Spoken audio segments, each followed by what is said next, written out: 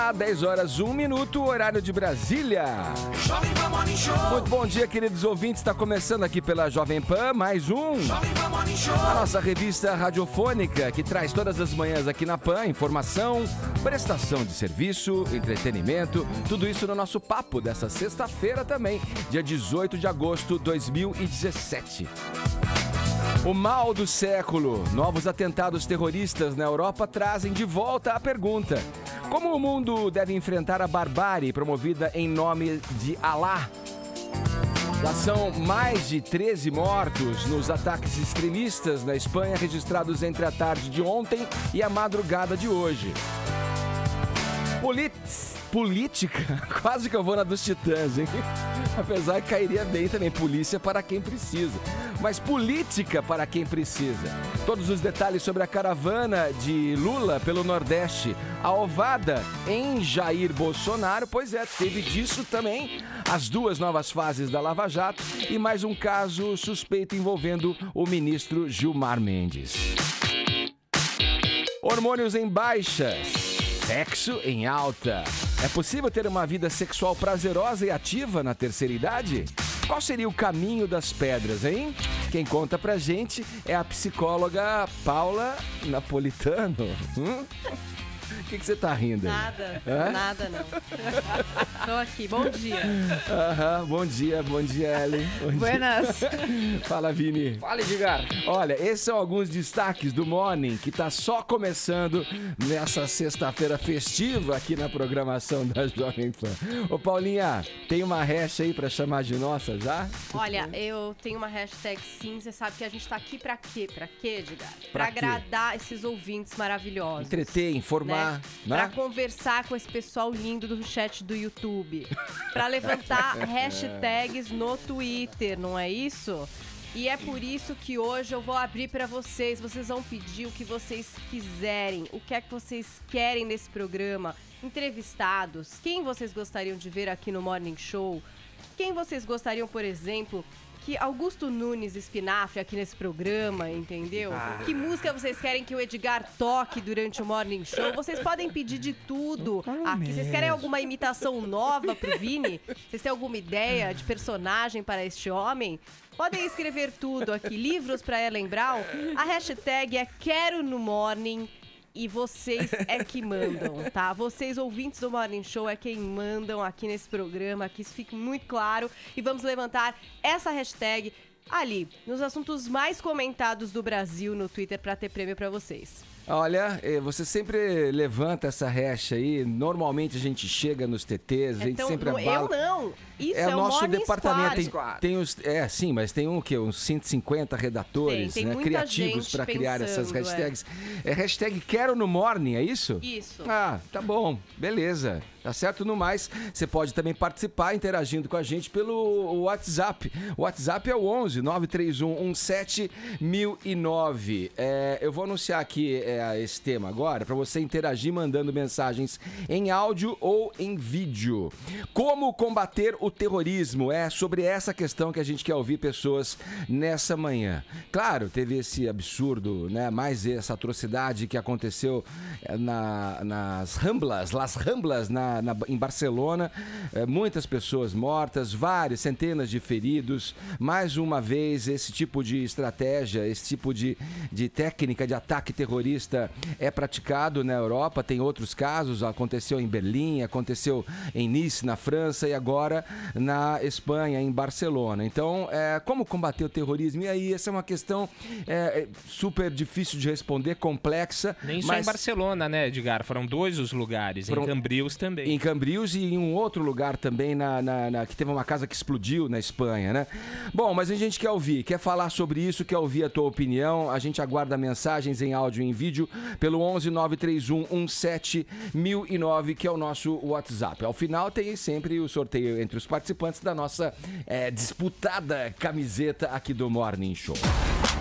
No mais, olha, visite nossa página no Facebook, se gostar do que tem lá, dá o seu joinha, a gente vai ficar feliz e se inscreva no nosso canal no YouTube, que é o youtube.com/morningshowjp. Além de acompanhar a transmissão ao vivo todos os dias, você também tem acesso a todo o conteúdo do programa, as entrevistas que já passaram por aqui. Vai lá, dá uma chegada, confira lá no nosso canal no YouTube também. Todos convidados a passarem a próxima hora e meia colados aqui no Morning Show.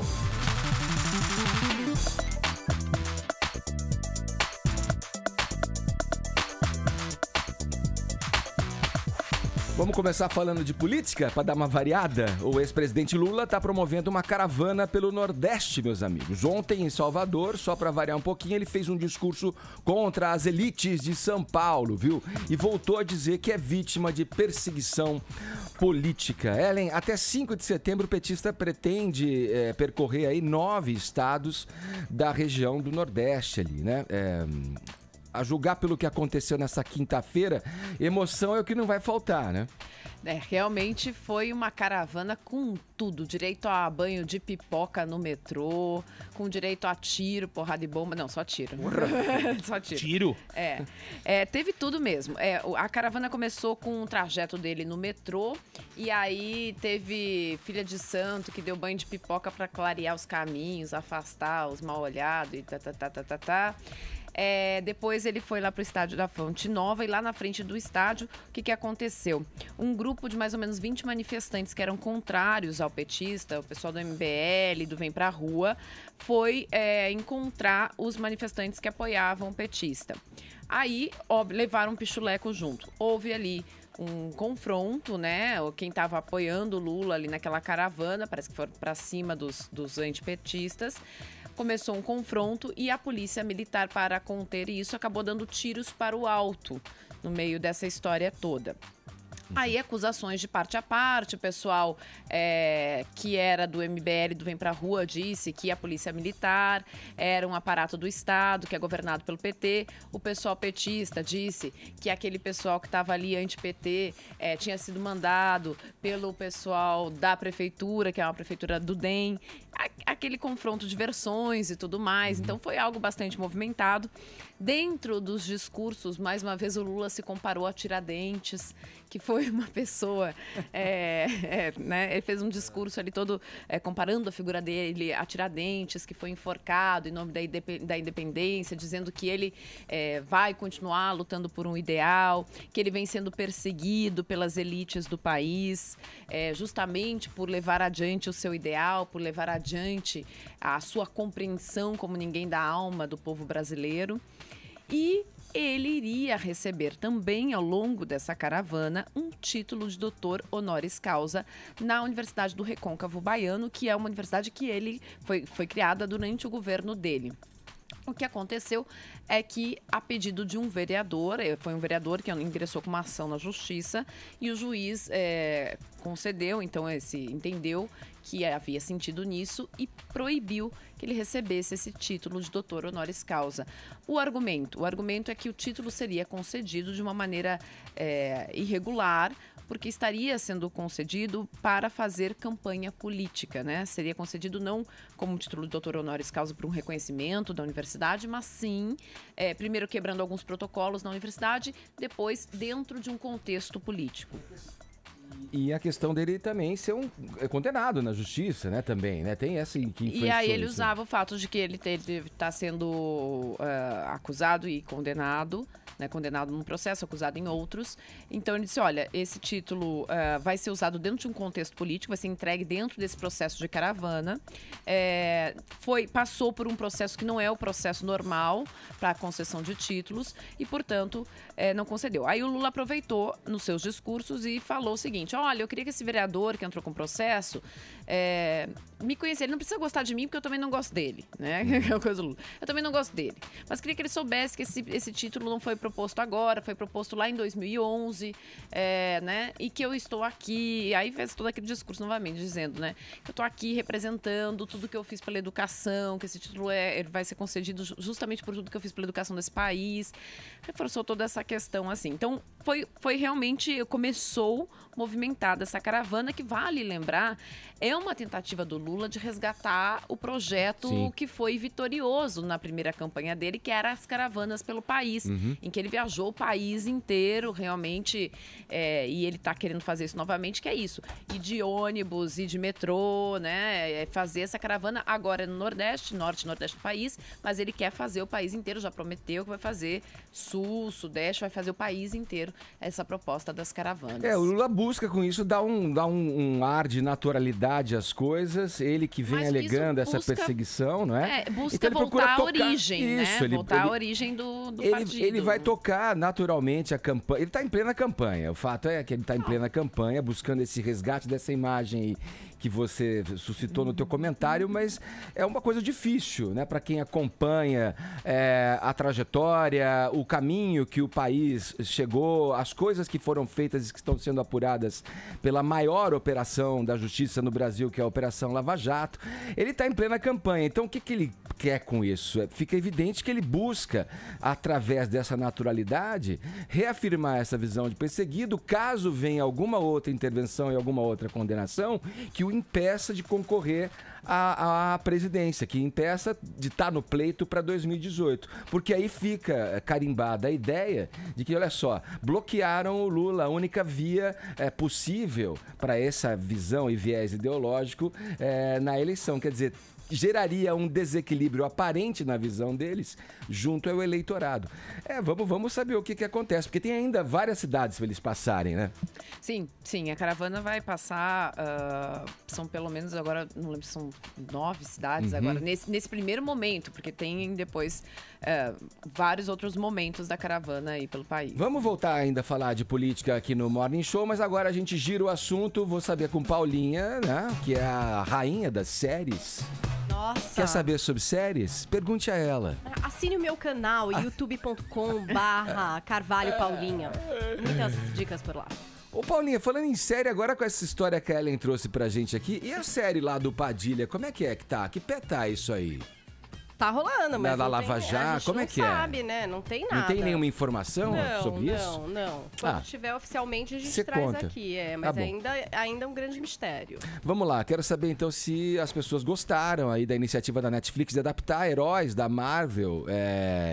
Conta aí pra gente, deu certo isso? Olha, eu vou falar do meu lugar aqui de não leitora de HQs.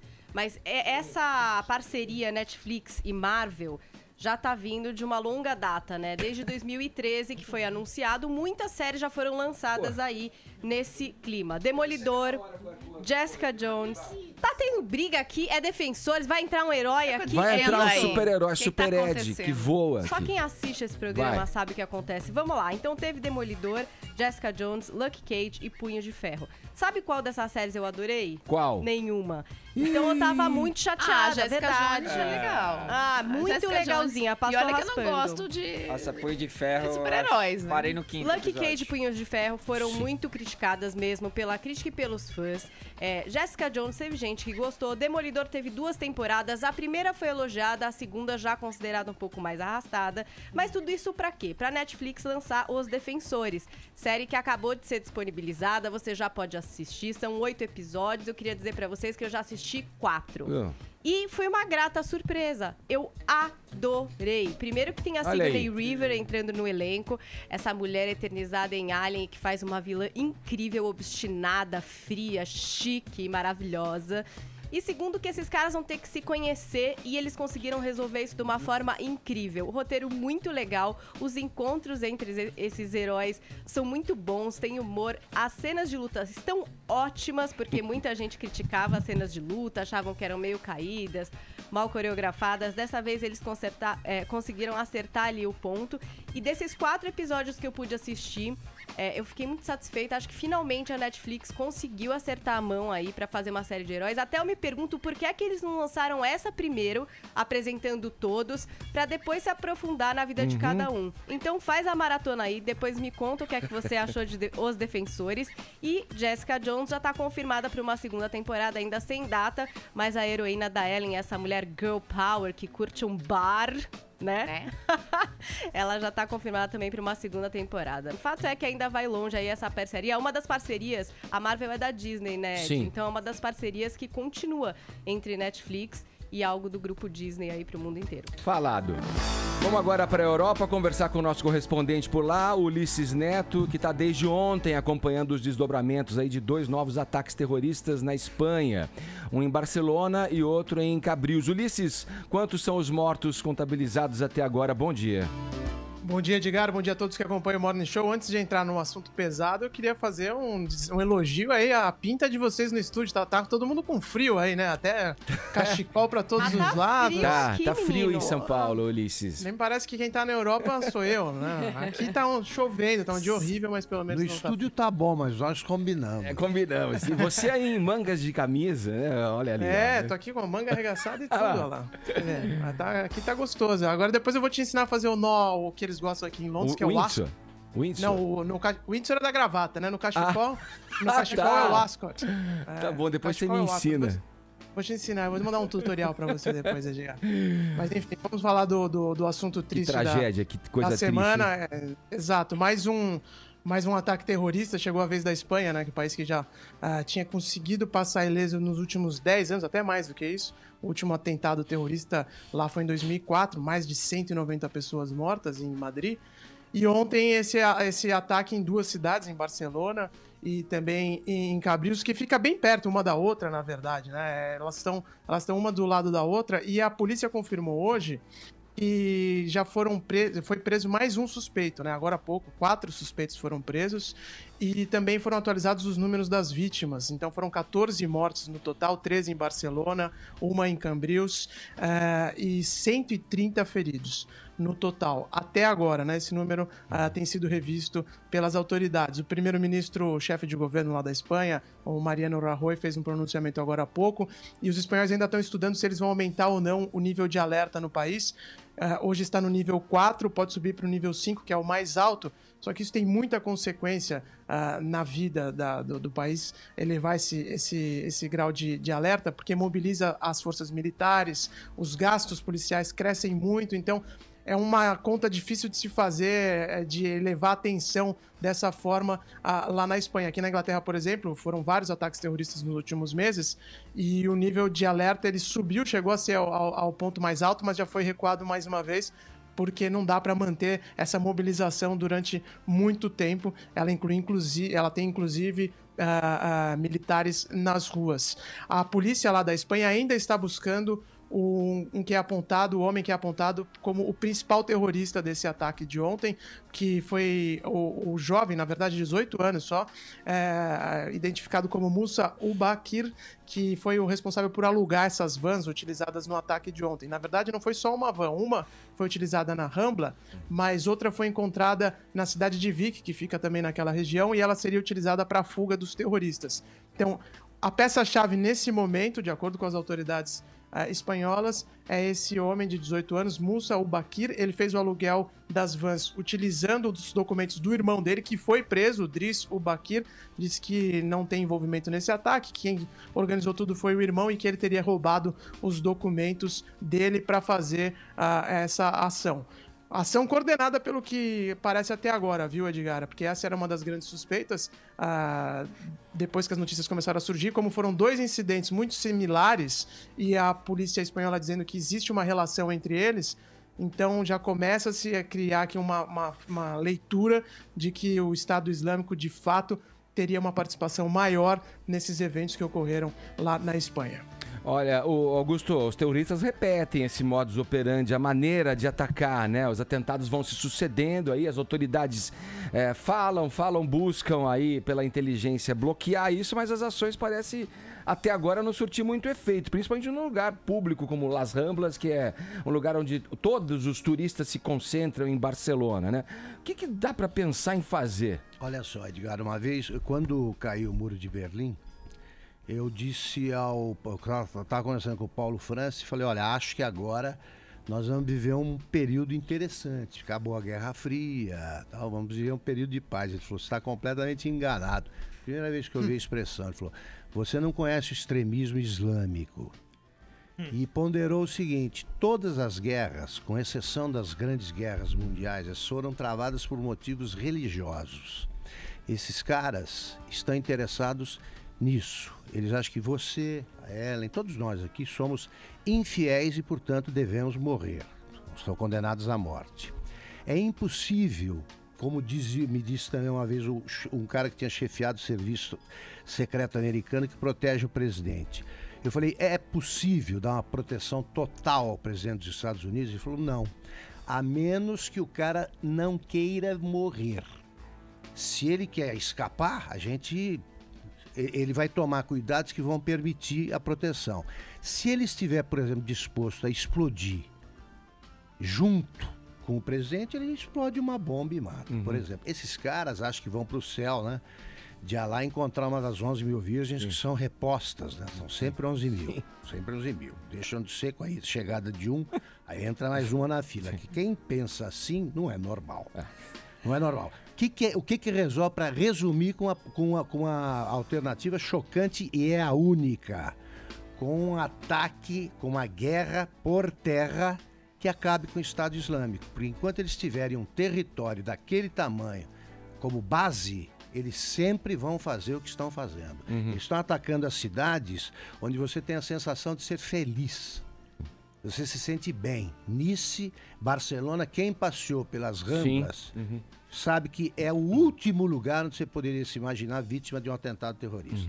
A gente até dividiu com os ouvintes aqui, pedimos comentários em áudio, em vídeo pelo WhatsApp, Augusto, sobre essa questão de como combater o terrorismo, né? Eu acrescentaria essa tua proposta, ofensiva terrestre, uma manifestação maciça dos muçulmanos reprimindo esse tipo de ação. Ah, sim. É que eu tenho repetido isso e eu não conto mais com essa possibilidade, porque eu queria ver hoje nas ruas de Barcelona, todo mundo unido, quer dizer, a comunidade islâmica de lá com os espanhóis, quer dizer, lá neste momento não tem ninguém separando espanhóis e catalães, ninguém, tá todo mundo lá junto. E aí não dá. Logo depois dos atentados em Paris, o Amos Oz, que é um escritor israelense, um dos mais conhecidos, né, falou justamente sobre isso. Ele disse, eu não vejo maneira de combater esse tipo de atentado se não houver isso que o Augusto se pontua aqui, a manifestação por parte da comunidade islâmica e sua maioria, que é a sua maioria, né, que é a comunidade normal, que são as pessoas que estão fazendo suas práticas de maneira normal e que tem que vir a público se colocar contra isso, né? Ele disse, eu não vejo maneira de combater esse terror se não for com essa comunidade junto, né? Certo. Ulisses, obrigado pelas informações. Qualquer novidade, só chamar. Valeu, Edgar. Um abraço pra vocês aí. Bom final de semana. Para você também, bom trabalho aí em Londres. Ulisses Neto conversando com a gente aqui no Morning Show. Vamos girar o assunto mais uma vez agora. Vamos falar aí, o ator Dado Dolabella deixou há pouco o Chilindró. Chegou a ver o sol nascer, se é que estava bom o tempo no Rio de Janeiro, né? O sol nascer quadrado. Ele foi preso, né?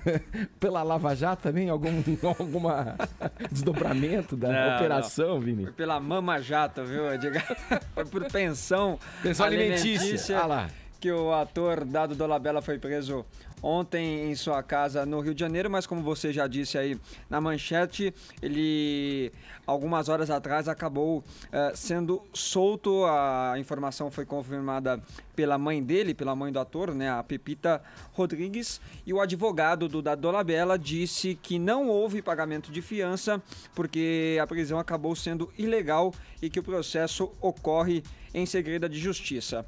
Ontem a polícia informou que o Dado tem uma dívida de pouco mais de R$196 mil de pensão para a Fabiana Vasconcelos Neves, que é a mãe de um dos seus 3 filhos. De acordo com o delegado do caso, o Dado já estava discutindo em juízo a revisão dessa pensão dada ao filho de 7 anos, que é de R$10 mil.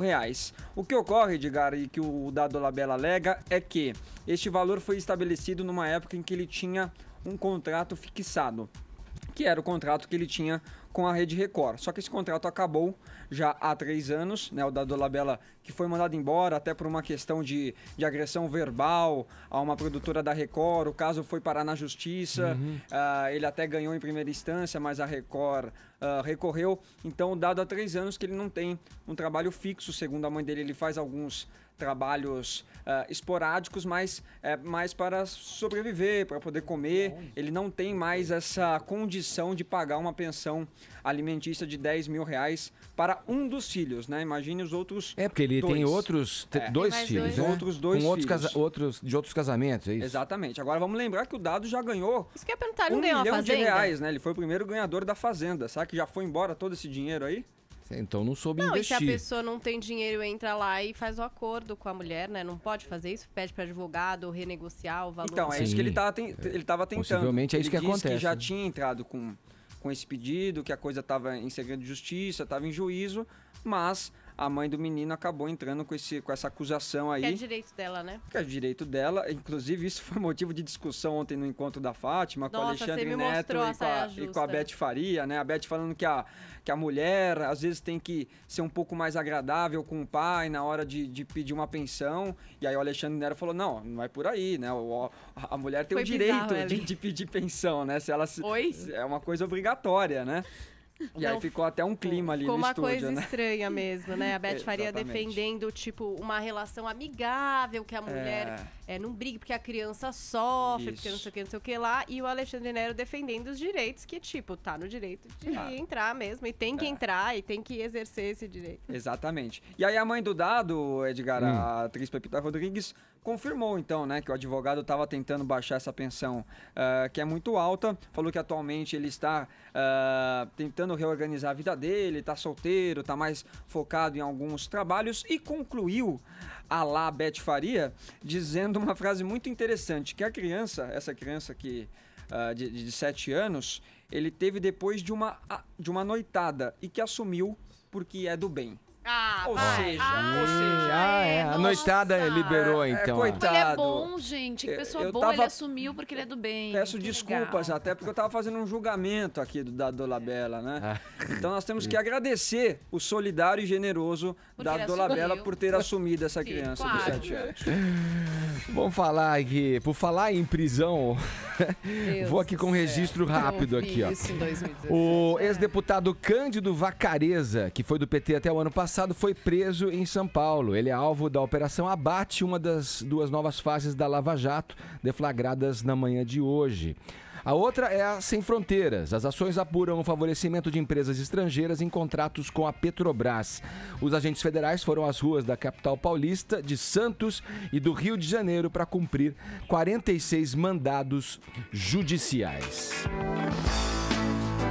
Vamos para Brasília. O ministro Gilmar Mendes, do Supremo Tribunal Federal, está, mais uma vez, sendo questionado por sua atuação profissional, se assim se pode dizer, né? Ontem ele mandou soltar o empresário Jacó Barata Filho. Segundo o Ministério Público, o Mendes, vejam só, é padrinho de casamento da filha de Barata Filho.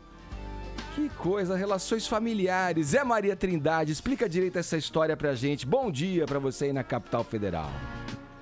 As excelências estão poderosas por aqui, mandando prender e mandando soltar, né?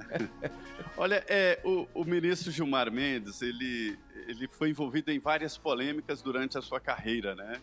Ele já está há 15 anos, isso mesmo, 15 anos no Supremo Tribunal Federal. Eu conheci o ministro Gilmar Mendes ainda no governo Collor. Ele era ali um adjunto da Advocacia Geral da União e já defendia o ex-presidente Fernando Collor. E depois, no governo Fernando Henrique Cardoso, foi advogado-geral e foi para o Supremo Tribunal Federal. É um cargo vitalício de ministro do Supremo, mas as fontes aqui indicam que o ministro Gilmar Mendes vai mesmo renunciar. Ainda não se sabe a data, a indicação é de que será agora no mês que vem e deve ser candidato. Então, Edgar, ele soltou Eike Batista, foi questionado porque a mulher dele fazia parte do escritório que defendia Eike Batista, né? Ele também soltou o Celso Pita, o Nagy Narras, o Roger Abdelmaci, né? Que ele também soltou. e outros como o Marcos Valério, aquele carequinha do Mensalão, e José Disseu. E há um debate aqui muito profundo, eu não diria que seja esse caso, né? Não é o caso, mas é que os advogados aqui em Brasília formam a nova casta ali junto com os servidores públicos. Os advogados são os que mais ganham dinheiro aqui no Distrito Federal. Os maiores barcos daqui do Lago Paranoá são de advogados e eles disputam aqui quantos pés tem o seu barco, há uma disputa ali. E um pedido de uma revogação de uma prisão, um habeas corpus, né? Quando se cobra R$2 milhões, R$4 milhões, muita gente diz aqui, aí tem o custo justiça, o custo juiz. Na verdade é que o Supremo Tribunal Federal é composto ali de 11 ministros e em volta dos ministros um grupo de advogados que ganham muito dinheiro. Esses advogados ganham muito dinheiro. Então, essa é a figura aqui da Justiça Federal envolta sempre em desconfianças. E o ministro Gilmar Mendes, agora, mais uma vez, envolvido em nova confusão, exatamente em soltar o chamado rei do ônibus, né, o Jacob Barata. Lembrando que o Bretas, o juiz Marcelo Bretas, está, de novo, já decretou a prisão dele e, embora ele receba esse habeas corpus daqui do Supremo, vai continuar preso. Terá que apresentar um novo habeas corpus. É o novo caminho. E aí, Augusto? Bom, mais uma do Gilmar. Gilmar Mendes é capaz de se declarar suficientemente isento para julgar a si próprio e absolver-se. Ele é capaz de fazer isso. Mas depois dessa... De forma isenta. Mas de forma isenta, claro. Tem toda a isenção para isso. Depois dessa aí, eu acho que o Zé Maria cravou. Ele é candidato a alguma coisa, que não é possível ele continuar agindo assim. Eu torço para que o juiz Bretas continue prendendo, para ver até que ponto vai o corporativismo do Supremo. Eu acho que os ministros, os demais ministros, mesmo os mais chegados ao Gilmar Mendes, não terão coragem de avalizar esse tipo de afronta à justiça. Quer dizer, é um sujeito que está infiltrado lá na cúpula, um grande erro do Fernando Henrique, que é um presidente que fez muita coisa boa. Esse legado que ele nos deixou, esse sim, é um legado desprezível, né? Ele não vai ter a solidariedade nem dos amigos, porque ele foi longe demais. Cuidado, tá? Augusto, ele costuma processar jornalistas que Pode falam mal dele. Pode processar. Eu vão ter peço que a chamar de exceção novo o da Alexandre verdade Fidalgo.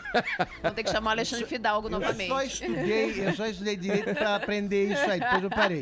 Sim, é exceção da verdade, eu quero provar. Apesar que toda vez que eu fiz isso, eles não quiseram não, deixaram passar ali. O Alexandre Fidalgo pode confirmar. Ô Augusto, e essa não é a única polêmica que envolve o Gilmar Mendes, que está no noticiário de hoje. Ontem foram aprovados os nomes de 3 advogados, foram aprovados pelo Supremo Tribunal Federal para disputar uma vaga de ministro substituto lá no TSE. Mas que coincidência. Que a gente sabe que é presidido pelo Gilmar Mendes. Mas que coincidência. E esses caras, esses 3, são professores do instituto do qual Gilmar Mendes é sócio lá em Brasília.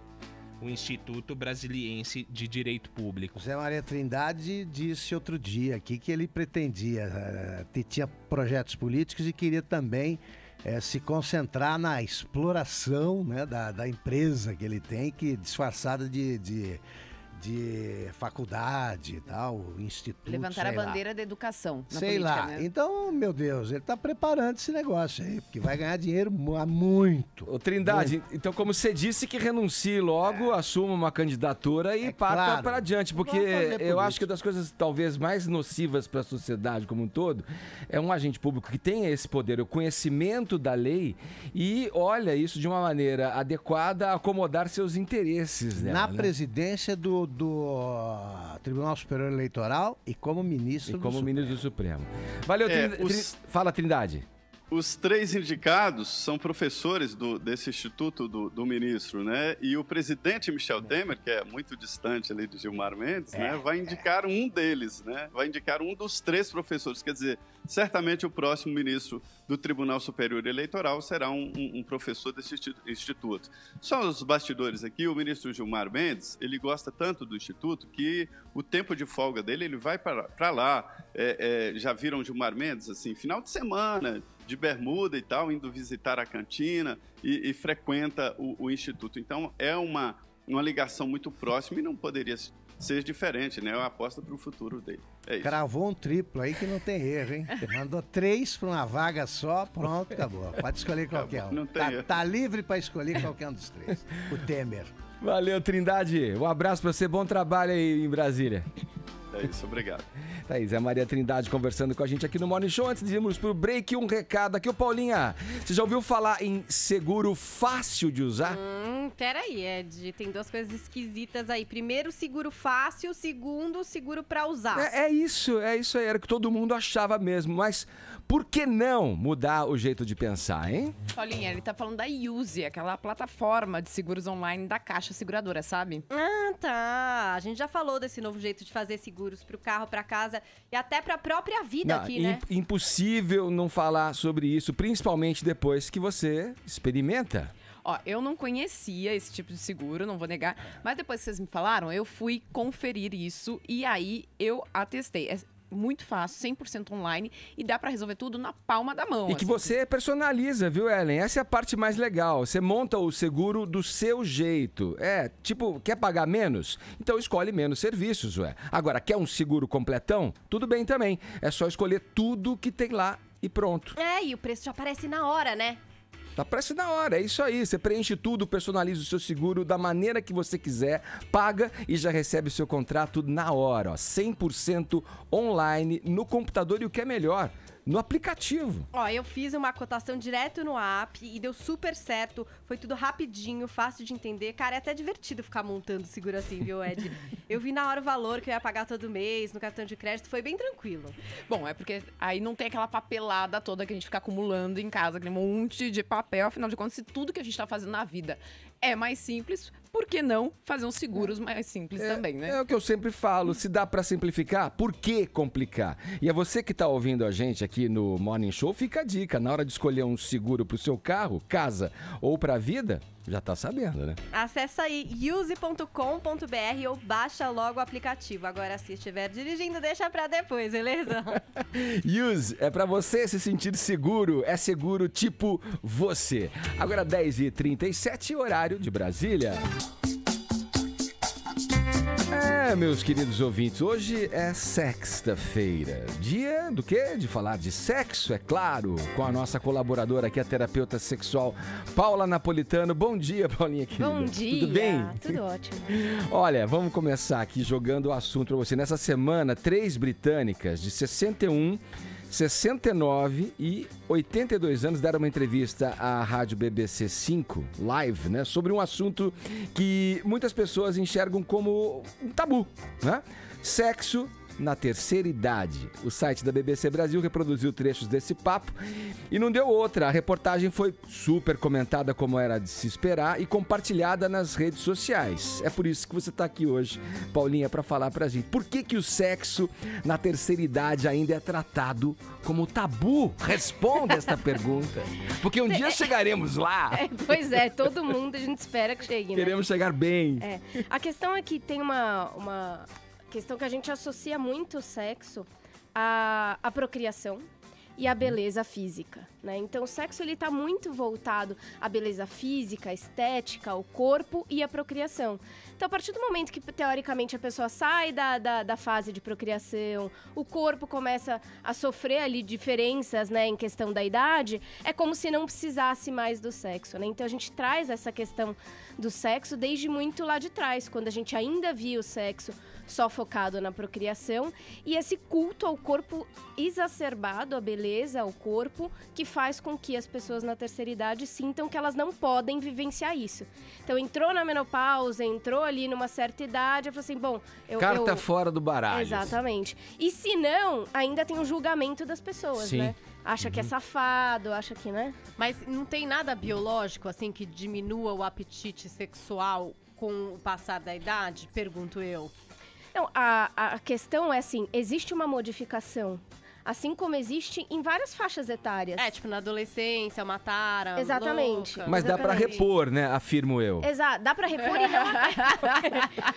Esperamos, né, que... Hashtag indiretas. Dá pra repor e a gente precisa lembrar que a sexualidade não é só algo físico, não tá ligado só aos hormônios. A sexualidade tem uma parte física, mas tem toda uma questão psicológica, né? Tá, mas peraí, Paulinha, vamos voltar lá na matéria da BBC. olhando pra mim, eu não sei. Não, eu tô pensando no meu futuro também, que tá próximo, Augusto. Não, mas vamos voltar lá na matéria da BBC. Quais foram as principais revelações dessas senhorinhas? Foi muito curioso, porque justamente as pessoas perguntaram pra elas assim, mas vocês têm vida sexual ativa? Mas como é que é? É realmente prazeroso? Ou já não é mais tão gostoso? E elas davam muita risada e falavam assim, é muito melhor, inclusive. Então elas trouxeram essas questões que impressionaram as pessoas justamente por isso. Como assim? Dá pra ser melhor? Você entrando na terceira idade? E elas dizem que sim, que dá pra ser inclusive melhor. Por quê? Porque você se conhece muito mais. Sim. Você conhece muito mais o seu corpo, o seu desejo, você se respeita muito mais e você se preocupa muito menos com o corpo, com a estética, com coisas que elas diriam até meio fúteis, assim. Então você se preocupa menos se, tem uma ruguinha aqui, tem uma gordurinha aqui. Então elas dizem que elas são muito mais libertas e que a liberdade pro desejo tem tudo a ver. E é muito verdade, né? É que tem um pensamento também que vem acompanhado quando a gente fala desse assunto, nessa idade, é que assim, o que vier é lucro. É um erro pensar isso, o que vier é lucro. Exatamente. Não, estamos na ativa para o que der e vier, para buscar o ápice do prazer. Aplicação. Não é? Uma Agora aplicação. sim, você falou da questão hormonal, né? Tem uma baixa hormonal aí. Isso interfere na qualidade do sexo? Pode fazer reposição? Como é que se trabalha com isso? Tem algumas interferências, né? Então, assim, o que costuma acontecer na mulher, por exemplo, a lubrificação costuma diminuir, né? A questão, a vagina, toda a pele costuma ficar mais flácida, então costuma ter algumas alterações, mas que usando o lubrificante à base de água você pode suprir naquele sentido. Então tem algumas questões que modificam de fato. No homem, por exemplo, a ereção não é mais tão intensa quanto costumava ser, demora mais para ter ereção, o orgasmo às vezes ele é mais rápido do que costumava acontecer, então tem alterações corporais, biológicas e hormonais. Você joga mais no estilo Romário, assim, você fica na pequena área, você faz o gol. Joga plantado, você né? não pode recuar pra buscar a bola. Joga plantado, Augusto. Também não dá pra vir com a bola dominada. Você faz adaptações, exatamente. Muda o estilo de jogo. Assim muita sabedoria, gente. Como o sexo muitas vezes na adolescência, que é todo malabarismos e não sei o que e tal, e depois você não faz exatamente a mesma coisa, porque tem uns riscos aí de lesões e coisas do gênero, na terceira idade também. E você passa a aprender ao longo da vida de que sexo não é só algo genital. Então elas trouxeram muito isso também. Você passa a entender que sexo não é só penetração. Que todo o corpo realmente é um corpo prazeroso, você foca muito mais nas preliminares. E elas dizem outra coisa, né? Você tem muito mais tempo. E o fato de ter muito mais tempo e não ter o medo de engravidar, elas dizem que isso sobe o desejo. Sobe você conhecer mais o seu parceiro, mais a parceira. Porque a gente sabe que na vida corrida de hoje, quem tem tempo?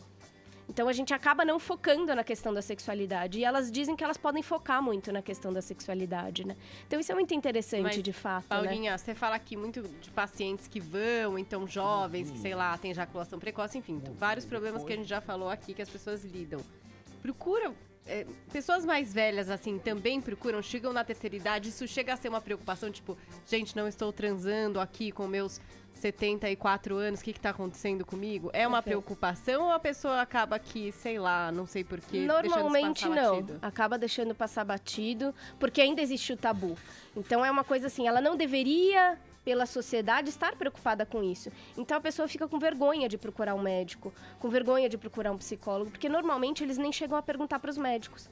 Porque os médicos também não são instruídos a falar de sexualidade com os pacientes, de modo geral, nem com os que têm idade, na idade que estão com uma vida sexual super intensa, né?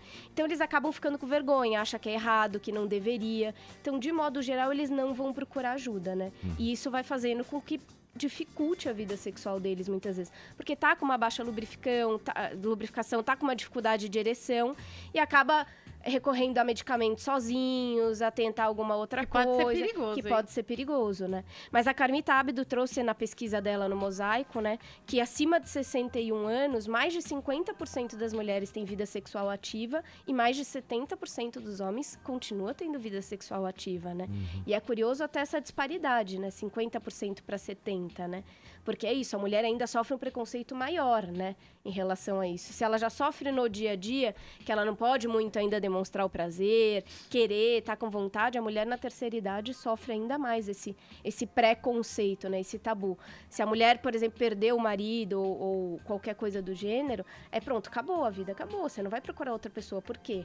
Né? Então Mas tem é todo um engraçado porque preconceito. isso também é de uma... Né? Isso tem É melhorado, isso que eu ia mas ainda falar. muito lentamente. Tem. Com o passar do tempo, eu acho que talvez vá mudando esse comportamento e daqui a pouco a gente pode ter até uma nova sessão no sex shop de sexo da terceira idade. Seria ótimo. Né? E já tem, na verdade, um foco da coisa dos bailes hoje, né? Das saídas para dançar. Isso já tem acontecido muito mais e os casais depois vão se encontrar, vão ali ter uma relação. E aí a gente também precisa ficar atento, né? Porque a terceira idade é o número que mais tem crescido em HIV, junto com os jovens. Caramba. Então a gente precisa ficar atento, porque eles não usavam preservativo, normalmente na época em que eles tinham uma vida sexual mais intensa. Não havia muito a questão do HIV, das doenças. Então eles estão se contaminando, né? É um dos números que mais tem crescido e a gente precisa ficar muito atento. Importante essa informação, hein, Paula? Ô, Vini, por que você tá quieto aí? Vamos Talvez lá. você não esteja querendo participar, porque você acha que tá muito longe ainda isso pra Não, você. tem que se preocupar. Mas como a Paula falou, você tem que pensar no Tem futuro. que se preocupar desde né? cedo. Paula, é o seguinte, você falou um pouco aí do preconceito com relação à parte física, né? A parte estética. Como fazer para combater talvez essa insegurança com relação ao próprio corpo? Olha, não é uma coisa fácil, né? Porque a gente tem a nossa cultura toda super estimulando a questão do corpo. Não é à toa que a gente está no lugar 1 de cirurgias plásticas íntimas, né? Inclusive em adolescentes. Então, é difícil. A gente teria que ter toda uma questão, inclusive social e de mídias, trabalhando muito mais as questões, inclusive internas, do que só externas, né? Então, precisa ser feito todo um trabalho, principalmente voltado a amor próprio e autoestima, né? E para essa faixa etária mesmo, dos idosos, né? Porque a insegurança pode acometer as pessoas dessa faixa etária. Com certeza. Porque você falou já de alguns motivos. O corpo já não é mais o mesmo, a genitália já é flácida. Então tem toda uma insegurança em torno do tema quando se fala em terceira idade. E referências mesmo, né? Assim, de beleza. A gente já falou aqui, né? Com a Paty de Jesus, que ela falou das divas negras. Quem são as divas negras brasileiras? Quem são as divas Exato. da terceira idade brasileira? Aqui agora a gente tem mais, tem havido uma crescente, né? Porque tá se mudando também a ideia a partir da terceira idade fica inválido, né? Que era uma ideia também associada. Então tudo isso a gente tá mudando aos poucos, né? Mas para isso a gente precisa falar mais sobre o assunto. Mas é uma né? mudança lenta, né? Uma Você vê, mudança por lenta. exemplo, a dramaturgia, que se reflete muito o que acontece na realidade. Os idosos em novelas, muitas vezes retratados, quem são? Os avós, Exatamente. E nem os se caras que estão beijam. fora do Agora mercado já de rola. trabalho, sendo que por aí hoje se encontra Exatamente. CEOs que têm uma certa idade, trabalhando na ativa, e hoje com o avanço da medicina também, gozando de plena saúde, né? Exatamente. Vini, qual de foi aquela qualidade de novela vida. que tinha um casal de senhoras que eram as mães ou avós do Chai Suede? É verdade. E que elas se beijaram. Babilônia. Que foi E que ficou, exato. e Fernanda todo, Montenegro, e causou meio a Natália Tabu Timber. gigantesco, né? Foi, É. senhoras Sim. na terceira idade É. que tinham um relacionamento Sim. lésbico. Elas eram lésbicas, eram parceiras ali de vida. É. E quando começou a novela, logo no começo, elas já se beijaram e aquilo aparentemente Exatamente. chocou a família brasileira. Porque, Sim. enfim, não compreenderam aquele amor como era pra ter sido, mas permaneceu o casal. E foram reforçando os laços, depois as pessoas passaram a se acostumar ali com a situação. Acho que também é uma coisa Exatamente. de se mostrar e as Exatamente. pessoas se acostumarem e Assim, entenderem. assim né? como a própria coisa da gente começar a mostrar mais nas mídias e tudo mais, a camisinha, por exemplo. Nas novelas, a camisinha sendo usada. Ó, aqui, olha, eu preciso pegar a camisinha. Aqui, pra gente associar com uma coisa legal também, com uma coisa prazerosa e com uma coisa de cuidado, né? Paula, a gente tem que encerrar, nosso tempo já acabou, mas eu queria te ouvir.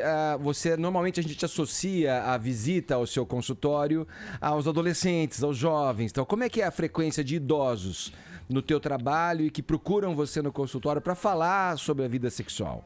Normalmente não tem, Não né? tem muito. De terceira idade. Reflete já o que a gente está falando na sociedade. Exatamente, exatamente. Assim, na faixa etária do meu consultório é em torno de 25 a 45 anos. É a grande faixa etária do consultório. Agora, vale a gente lembrar que é o seguinte, a vida sexual na terceira idade também vai depender de como foi a minha vida sexual ao longo da minha vida. A minha vida sexual e a minha qualidade de vida, minha prática de atividade física e tudo mais.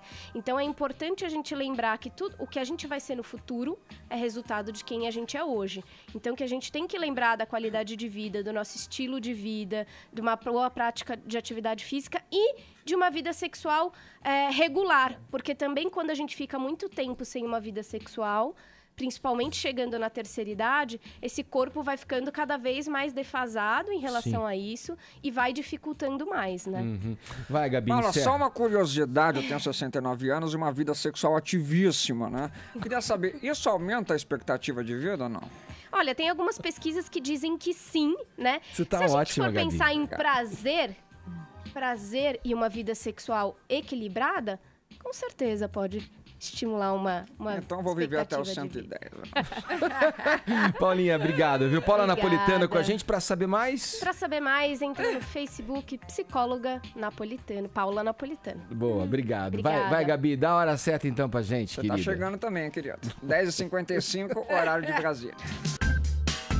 Vai, Paulinha. Ah, Vai. Ed. Como é que tá aí? Fala, Sabe fala. quem pode ser o próximo milionário brasileiro? Você, meu querido. Que maravilha, hein? Participe da promoção Johnson & Johnson Domingo em Família, que vai dar R$1 milhão.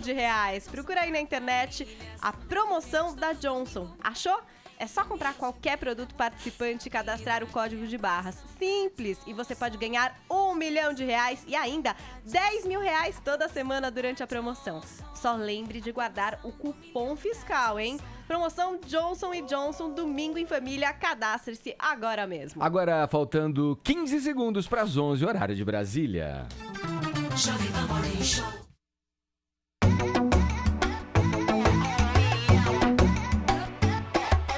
Essa é a promoção da Johnson.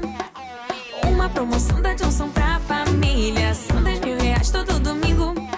E R$1 milhão chegando pra mudar sua vida. É a promoção da Johnson. A promoção do milhão da Johnson. A promoção da Johnson. A promoção do milhão da Johnson.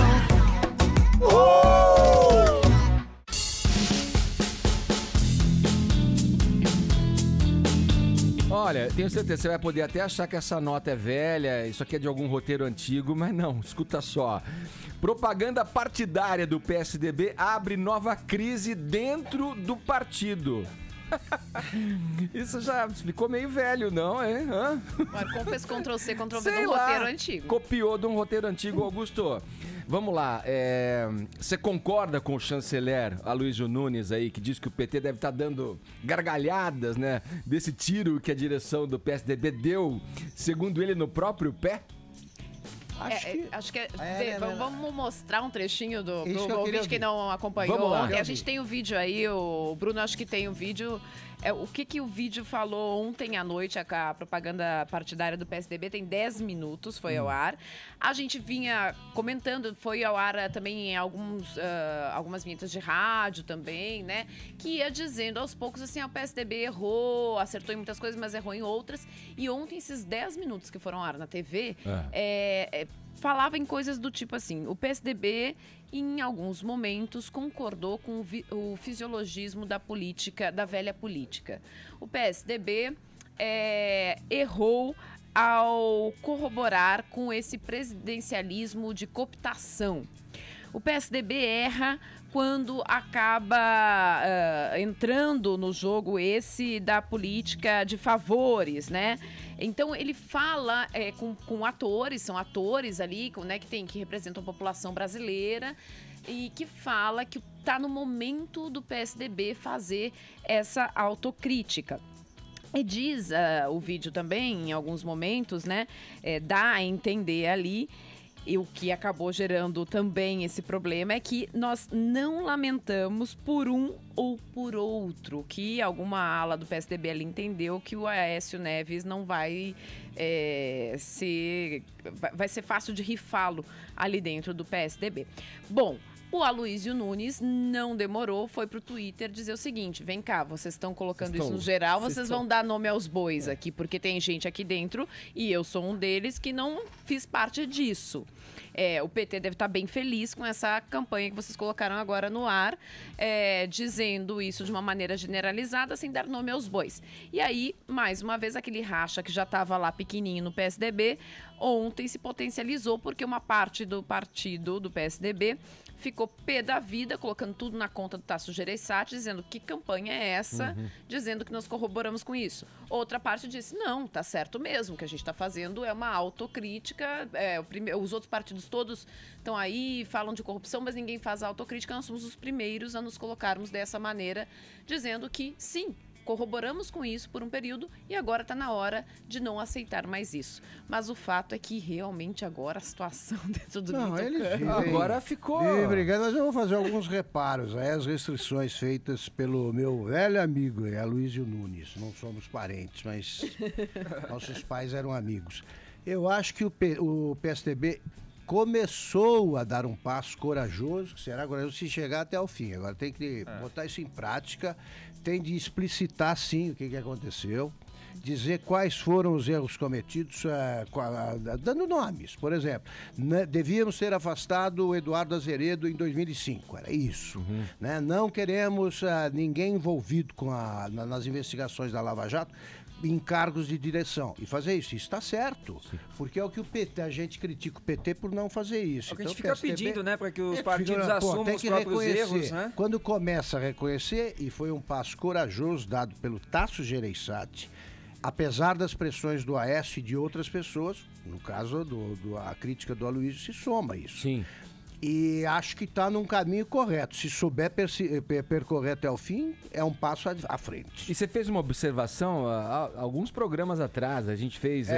você falou, o PSDB pede desculpa, mas desculpa por quê? Eu apresentei 10 motivos, né? Eles podiam... Em 2 minutos, 10 motivos em menos de 1 minuto. Você elencou ali de forma muito clara e precisa. Né? Mas o fato é, Augusto, que o PSDB nunca soube atuar de uma maneira estratégica como oposição. Teve de férias durante 13 anos. Teve de férias durante 13 anos e agora vem com ações meio atabalhoadas aí, né? Claro. Que servem só para dividir mais. Não, eu digo, a ideia é boa, vamos ver como é que executa. Ele começou a execução. Se não chegar até o fim do caminho, não adianta nada. Sim.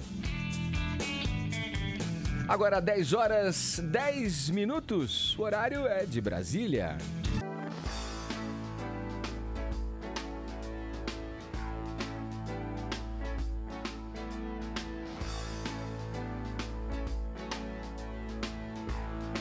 Vamos lá, seguindo com o Morning Show dessa sexta-feira aqui pela Jovem Pan, vocês devem se lembrar, dias atrás aí o prefeito de São Paulo, João Dória, tomou uma ovada em Salvador.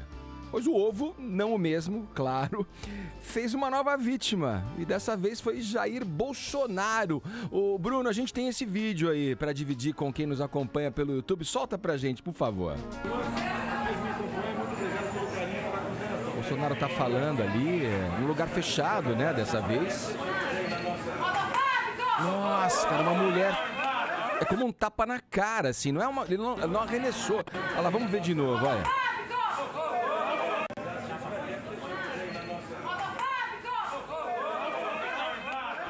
Caramba, vocês viram? Foi um ataque ali, foi quase um soco com... É um tapa no peito, né? Ela dá uma ovada no peito dele, assim.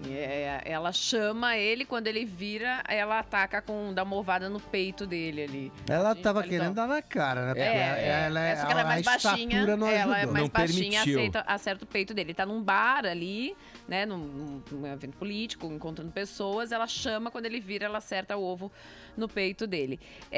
O site do TSE mostra que essa pessoa que acertou ele, na verdade, tentou ser candidata a vereadora em Ribeirão Preto pelo PCdoB. É uma afiliada do PCdoB, né, que fez esse tipo de ataque. Logo depois disso, o Bolsonaro foi à delegacia, registrou um boletim de ocorrência contra ela.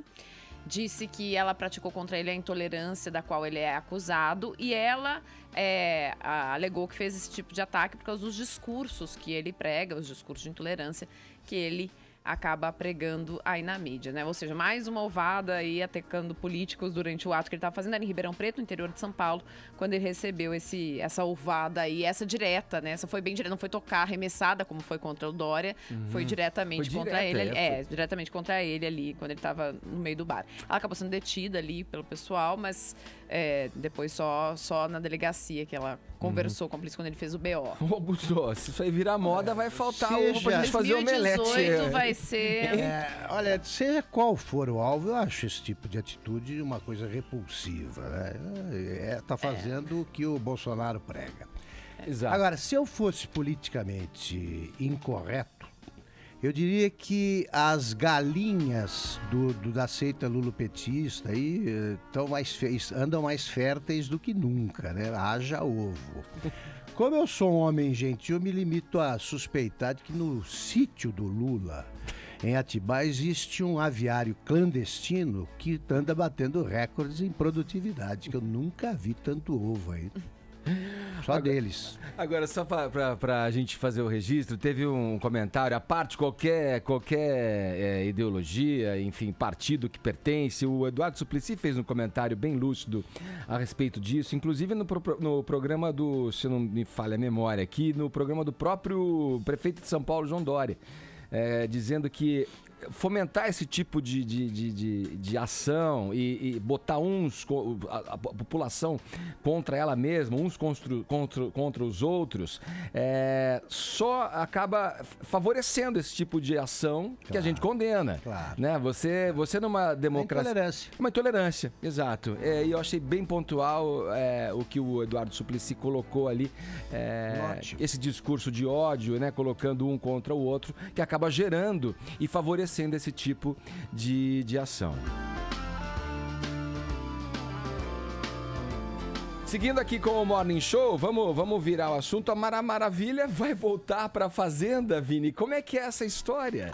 Vai ter uma Fazenda só de The Best Of? Só de ex-participantes. Best Of. Não só da Fazenda, como também do BBB, como também do Masterchef, como também da Casa, do Aprendiz Celebridades. A Fazenda quer reunir um grande casting aí de ex-participantes que não venceram esses reality shows. Por isso vai chamar a Fazenda Nova Chance, né? Só que a Mara Maravilha não estará nesta nova Fazenda, Ed, porque agora ela tá no SBT, tá no Fofocalizando. O programa acabou se consolidando, né? Um programa que no começo teve muita dificuldade, mudou muito de horário e agora tá dando audiência, tá bem no horário, tá lá agora com o Léo Dias, Décio Pitinini, Leão Lobo, a turma se entrosou e o SBT barrou essa ida então da Mara Maravilha pra Fazenda. Mas tentaram? Tentaram, um cachê de 60 mil reais, Paulinha. 60 mil reais. Só que aí não tem a garantia. Pra passar os 3 meses? Passar os 3 meses. Ou menos, se ela sair antes. O prêmio de R$1,5 milhão, mais os prêmios pouco, que você vai ganhando ali durante o programa, mas não tem a garantia de vencer. E aí ela perde o contrato dela com o SBT. Acho que essa é uma tentativa de dar uma sobrevida para um formato que já apresenta um desgaste aí, trazendo pessoas que já causaram algum tipo de repercussão aí pro bem e pro mal, e aí convoca um time de Exato, Ed. E ela foi a última participante mais polêmica, né? Porque a Fazenda teve um ano sabático aí, e ela saiu do último, teve até aqueles tapas na cara que ela deu do vencedor. Ela fez um tapa técnico aqui na gente. No Morning Show. Foi. Mas enfim, essa Fazenda Nova vai estrear na segunda semana de setembro, né, depois do final da Casa, que é o reality do Marcos Mion que está agora no ar. Inclusive vai ter um ex-participante da Casa na Fazenda também. E alguns nomes bem fortes para essa Fazenda são do Marcos Harter, ex-BBB, o médico que saiu também expulso do BBB por ter agredido a Emily, vocês lembram do caso, né? É verdade. Provavelmente também a Fanny Pacheco, que é uma participante... Mas tá mais gordinha, e aí tá fazendo vídeos, né? Bem legais. Isso. E ex-fazendeiros, nomes cotados também como a da Nicole Balls, que tem um fã-clube muito forte, né? E o Rafael Ilha, que fez o Power Couple. O Rafael Ilha também é um nome aí bem cotado para essa nova Fazenda. Quando tiver tudo confirmado, a gente fala aqui no Morning Show, Ed. Não sei, Ed, se tá desgastado, mas eu tô querendo assistir Não, esse mas tá o que o Ed querendo ver? disse, eu acho que é uma estratégia mesmo, porque... eu uma acho que saída, chama uma, as pessoas. uma possível A saída. primeira estratégia foi, né, de tirar o programa do ar por um tempo, Aham. para evitar o desgaste. E agora, Sim. chamar esses ex-participantes dos mais polêmicos Aham. para ver se o reality dá Dá uma audiência. requentada Isso. na A parada. apresentação continua sendo do Roberto Justo e a direção do Rodrigo Carelli. Falado. Olha aqui, a gente convidou os ouvintes para participarem com a gente aqui pelo WhatsApp, falando sobre essa questão do terror. Aí no início do programa, eu dividi aqui na nossa enquete de hoje, claro, baseado no último ato de terror acontecido em Las Ramblas, em Barcelona, e aí perguntando sobre essa questão do terrorismo. E os ouvintes mandaram mensagens aqui pra gente. Vamos ouvir.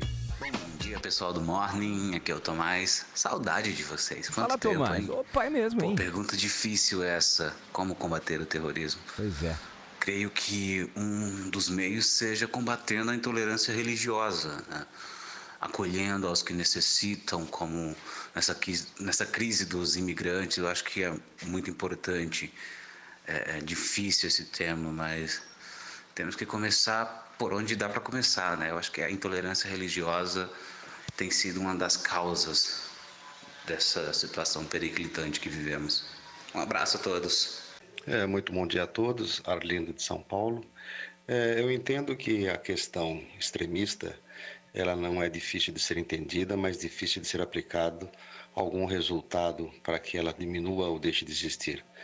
É fato que todos os grupos extremistas têm no seu componente a doutrina de pessoas em questões sociofinanceiras difíceis, em situações educacionais também baixas, o que gera geralmente uma facilidade em conseguir agrupar mais pessoas dentro. A educação, sem dúvida, passa a ser uma das questões fundamentais para que isso diminua, não só na Europa, mas como em todo o mundo. Fala Edgar, fala Ellen, fala Paulinha, Vini, Augusto, Wagner da Zona Norte de São Paulo. Salve, Wagner. E é claro que jovens são usados para essas atrocidades, cada vez mais tentando fazer história de alguma forma, e se os países e o mundo não tiver um olhar diferente para cada jovem desse, eles vão ser convertidos a fazerem história de uma maneira errada, convertidos até por falta de experiência, até por falta de história em fazer talvez o bem. Estão fazendo o bem na cabeça deles de uma forma totalmente errada. É muito triste e a gente tem que ter olhar para eles e sim saber o que eles estão fazendo de perto. O desafio é que como fazer isso com lucidez, né? No mundo que tá cego, no mundo que é intolerante, no mundo em que não aceita as diferenças como deveria, né? A gente já tentou elaborar aqui algumas questões. O Augusto falou da estratégia mais militar, de uma ação mais ostensiva, de um domínio por terra disso. Mas tem também a questão que a gente lembrou, né, de que a própria sociedade islâmica deveria se unir e criticar isso e buscar aí, através dessa crítica, inibir, né, esse tipo de ação. Eu até aproveito a chance de voltar ao assunto para não ser mal interpretado. Eu não defendo a guerra, evidentemente. Eu digo que entre os militares, entre os estrategistas militares, é consenso que você só consegue resolver esse problema se você atacar. Sim. Por terra e acabar com o Estado Islâmico. Só isso. Essa é a estratégia militar. Mas é claro que todos nós, preferimos que a comunidade islâmica resolva esse problema. Os caras não chegaram ontem a Barcelona, eles foram protegidos por alguém. Certo. Vamos seguir adiante. Olha, a gente vai falar agora com o jornalista Ricardo Sete. O Ricardo vive em Barcelona, é amigo do Augusto Nunes, já vive há mais de 3 anos lá. Foi para Barcelona em busca de, né, talvez como muitos que vão para lá em busca de uma tranquilidade, tudo. Sete está com a gente na linha aqui. Bom dia, Sete. Obrigado por nos atender. Correu atrás dele. Bom dia, Sete. Bom dia, Edgar.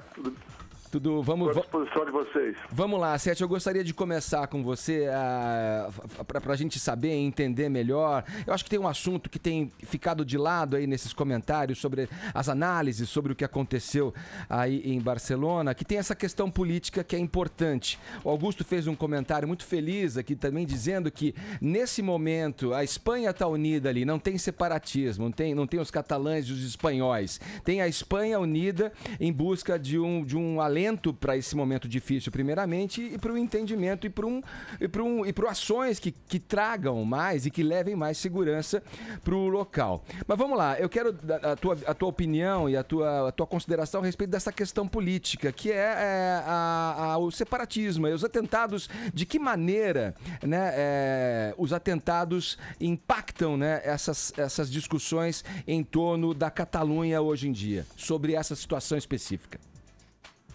Olha, Edgar, para os ouvintes entenderem, o governo catalão, que é independentista, programou para o dia 1º de outubro um referêndum que é ilegal do ponto de vista constitucional. Não pode haver um referendo sobre para onde vai ou para onde fica uma determinada região sem que sejam ouvidos todos os espanhóis. A Constituição manda que os referendos sejam com todos os cidadãos da Espanha.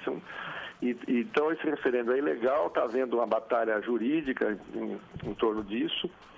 E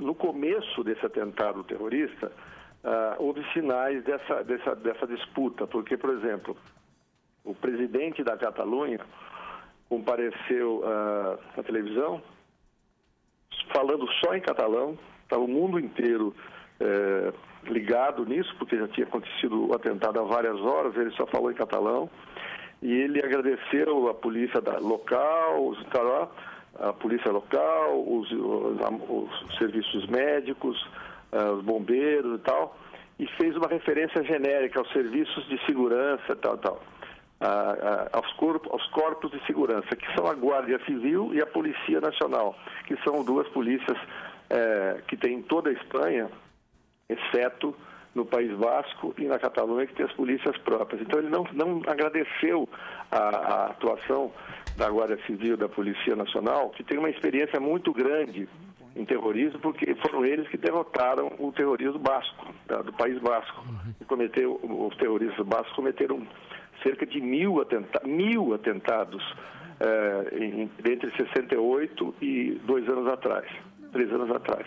Então, foi muito comentado isso, e o chefe do governo, o primeiro-ministro Mariano Rajoy, veio a Barcelona e não se reuniu com as autoridades daqui. Cada um fez seu discurso separado em lugares separados. Hoje, como era um minuto de silêncio, um simbólico, que é uma coisa muito frequente aqui na Catalunha, essas manifestações populares, hoje sim, estava junto o primeiro-ministro, o presidente da Catalunha e o rei Felipe VI, além da prefeita de Barcelona, que é de um movimento de esquerda, mas era mais moderada. Ela não se declarou nunca independentista. Então, quer dizer, tem essa questão. Esse atentado ocorreu há um mês e pouco do tal plebiscito. Eu acho que vai esvaziar muito a questão, essa discussão, que é uma discussão um pouco artificial, porque toda a situação de partir para a independência foi muito criada pelos governos nacionalistas ao longo das décadas,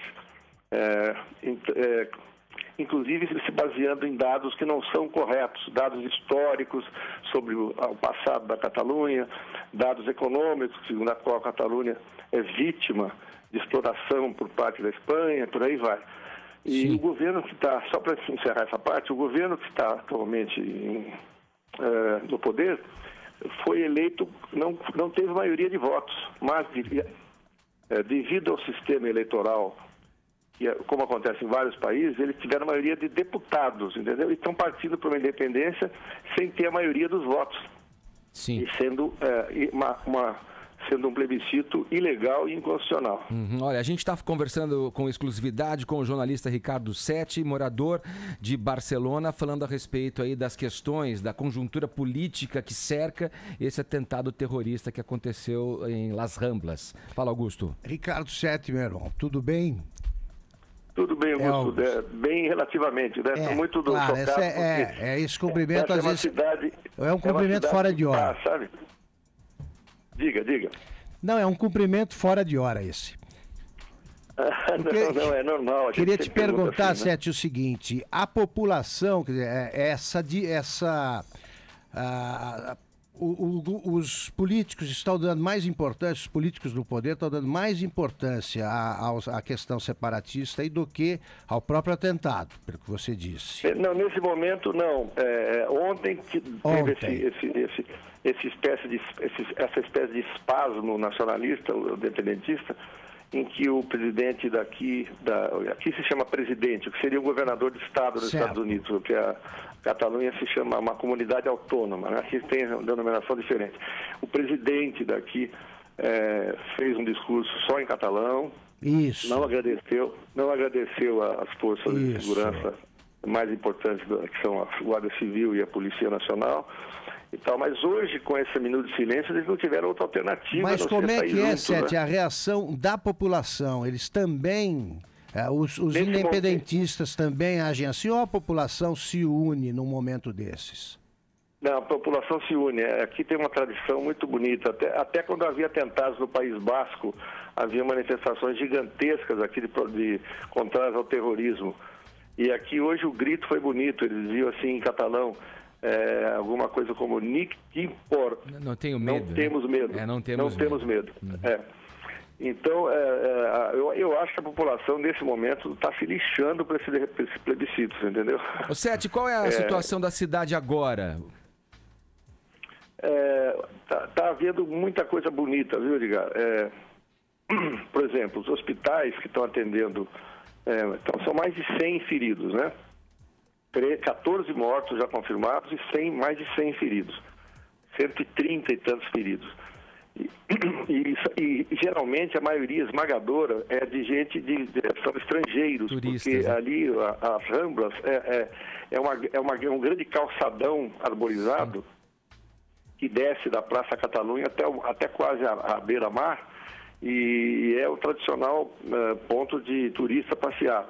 É como o carioca que não vai no Pão de Açúcar, né? Uhum. Aqui os locais quase não andam pelo centro da Rambla, porque a Rambla tem duas ruas muito movimentadas lateralmente e calçadas. Evidentemente por ali tem lojas e tudo, as pessoas aqui circulam, mas no centro da Rambla, onde a van entrou e atropelou as pessoas, é 99% de turistas. Então fizeram um apelo para tradutores nos hospitais, para que as pessoas estrangeiras pudessem... E foi uma invasão de gente. Médicos e enfermeiros se apresentaram voluntariamente para ajudar, psicanalistas e psiquiatras, terapeutas se apresentaram voluntariamente para ajudar psicologicamente as famílias. É uma coisa impressionante. É uma cidade muito solidária, muito libertária, uma cidade muito acolhedora, muito ligada a direitos humanos, ao respeito ao direito das mulheres e de todas as minorias, não as mulheres não são minoria, mas as minorias também, né? Gays, pessoas de outras religiões, etc. Eu acho que exatamente por isso que os terroristas atacaram. Eles odeiam esses valores ocidentais, esses bons valores ocidentais. E eu acho que Barcelona representa muito o que há de melhor nos valores da chamada civilização ocidental. Sete, aqui é o Arcon, um abraço pra você, sou teu fã. Ano passado eu vi aquela belíssima entrevista que você concedeu ao Roda Viva por ocasião dos seus 50 anos na profissão no jornalismo, ao longo dos quais você acompanhou muitas tragédias de perto. Essa tragédia em Barcelona é a que mais te comoveu? Sim, porque me comoveu por todas as razões. Eu tenho muitos amigos aqui, né? Principalmente eu tenho a minha família. Minha filha, o meu genro, o meu filho, minha nora, meu neto e minha mulher. Então, né, a gente não sempre pensa que... Bom, eu sou muito otimista, não acreditava que ninguém tivesse tido problema, mas ficamos preocupados, saber como está lá cada um, os amigos, se algum conhecido tinha sido atingido, e mais do que isso até, porque isso aí logo a gente viu que não tinha acontecido, ver essa cidade tão amável, tão generosa, que tem, para você ter uma ideia, 15% da população de estrangeiros. Sim. 15%, é uma porcentagem altíssima, É altíssimo, né? Uma cidade acolhedora, generosa, uma cidade alegre, uma cidade feliz, que não tem nenhuma razão palpável, nenhuma razão possível, imaginável para ser alvo do ódio dessa gente, entendeu? Sim. Isso deixou a gente muito chocado. A gente tinha certeza que aqui nunca ia acontecer nada. Tá certo. Na Europa. Ok, Ricardo, eu tenho que te agradecer, nosso tempo infelizmente acabou. Muito obrigado aí, Ricardo Sete, jornalista, morador de Barcelona, falando com exclusividade aqui pro Morning Show. Bom dia pra você, Ricardo. Obrigado, Edgar. Bom dia para vocês também. Um beijão no Augusto Nunes. Tá aqui te ouvindo. Obrigado, Sete. Vamos lá. Beijão. Tá aí, falando com a gente diretamente de Barcelona, o jornalista Ricardo Sete. Assim a gente encerra o Morning Show. Rapidamente, os ganhadores, Vini. Arlindo de São Paulo aqui, Edgar. Arlindo de São Paulo. Obrigado a todo mundo que participou, mandando pra gente aqui sonoras pro nosso WhatsApp. E amanhã não tem programa, mas amanhã a gente descansa e volta na segunda, às 10 da manhã aqui na PAN. Tchau, gente. Valeu. Tchau. Jovem Pan Morning Show. Jovem Pan Morning Show. Você ouviu Jovem Pan Morning Show.